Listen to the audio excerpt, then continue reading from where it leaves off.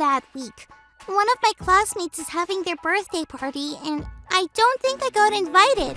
How do you know? Well, every day I get home from school and run to the mailbox.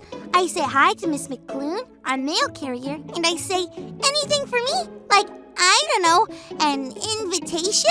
And she says, Sorry, Callie, not today. I think I know why I'm not invited. It's a Lego-themed party, and I'm not really into Legos.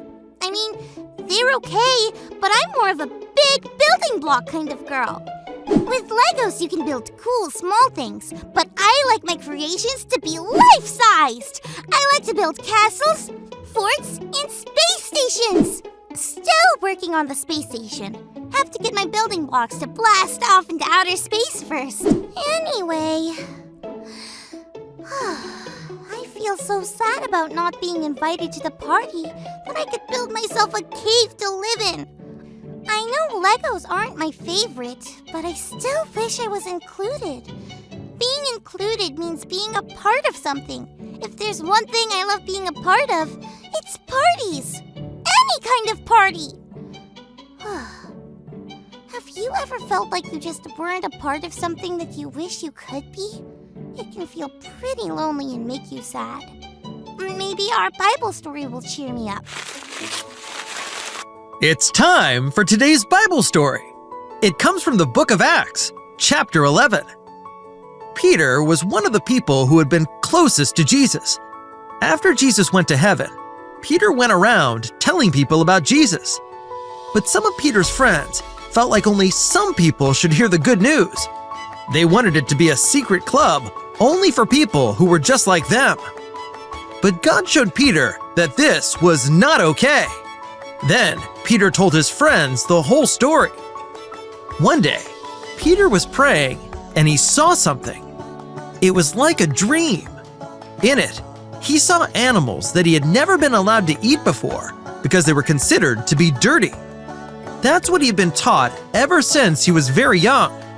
But God said the rules were changing and these animals were clean. He said that Peter could eat them. Peter couldn't do it. How could he break the rules? But God told Peter 3 times to eat the food, because what God was saying now was more important than the rules he was used to. After this, 3 men came looking for Peter. God had sent them. God told Peter to go with them, so he did. The 3 men took Peter to the house of someone named Cornelius. You see, while God was showing Peter this vision of the animals, an angel of God visited Cornelius and told him to find Peter and bring him to his house.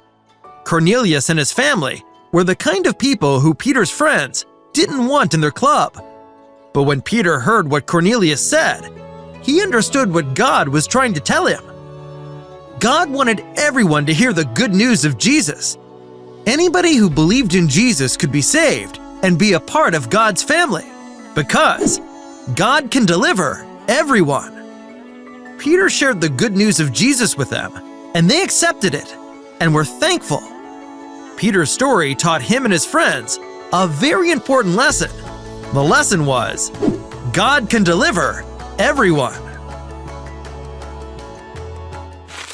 What a cool story! If Peter hadn't gotten that message from God, we may have never been able to hear about Jesus either.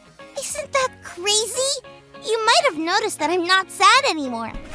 Well, during our Bible story, Miss McClune came and she said, Callie, there's a letter for you. It looks like an invitation. And it was! I am invited to the party! She even wrote a special note on the invitation. She says that she knows I'm not a big Lego fan, so I should bring my building blocks. Can you imagine? Big building block castles with a bunch of Lego castles inside. Doesn't that sound amazing? Maybe we can all figure out together how to make our Legos and building blocks blast off into space, and we can build space shuttles together. Anyway, it feels so good to be included. No one should be left out, right? I'm probably feeling a lot like the people in that house where Peter shared the good news of Jesus. It's like the best party ever, and everyone is invited because God can deliver everyone. Remember that, friends. Thanks for learning and growing with me.